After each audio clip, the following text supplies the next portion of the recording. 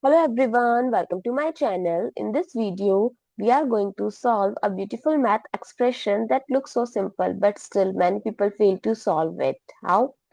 4 divided by 2 is 2, 4 divided by 2 is 2 and 2 divided by 2 as 1. They solve it like this, which is the incorrect answer.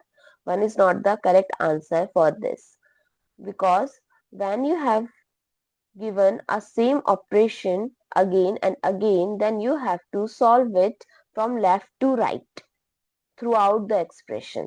That means 4 divided by 2, then divided by 4, then divided by 2. 4 divided by 2 is 2, then 2 divided by 4 divided by 2. Now 2 divided by 4 divided by 2. 2 divided by 4 is 1 by 2 divided by 2. When you have given 1 by 2 divided by 2, you can't cancel out the 2 with 2 and answer as 1, which is incorrect. When you have 1 by 2 divided by 2, then you have to follow KCF rule, which says that here K stands for keep, C stands for change, and F stands for flip.